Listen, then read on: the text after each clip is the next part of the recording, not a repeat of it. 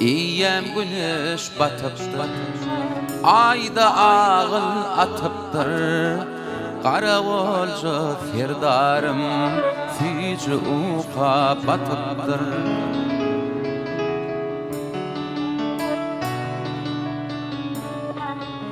Günler aylara bakar, aylar yıllara bakar.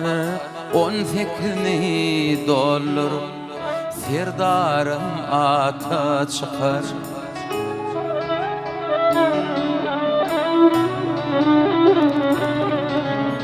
Cahilliğin yaşına aşık kaynar döşünü. Ovamızın kıyıları seni görür düşünü. Yarın gelir yanına, inen gelir ey zarına. Sen bana az bakarsın, köp bakarsın yarına. Sen bana az bakarsın, köp bakarsın yarına.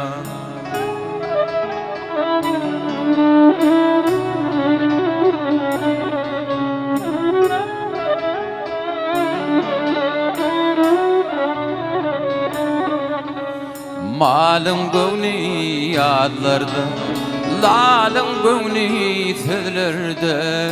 Menin gönlüm sennedir, senin gönlün düzlerde.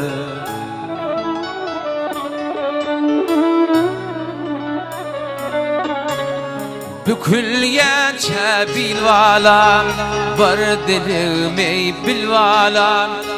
Mana köp zat gerek del, köpün oğlu bolvalam. Daşova düştü yolum, kış bulsa sağıp olum.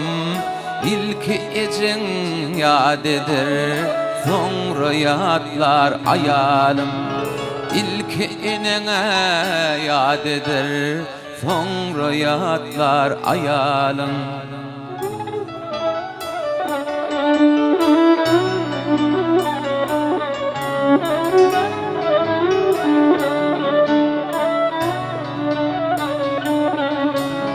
Corama duşan günüm, balam fili öğerin.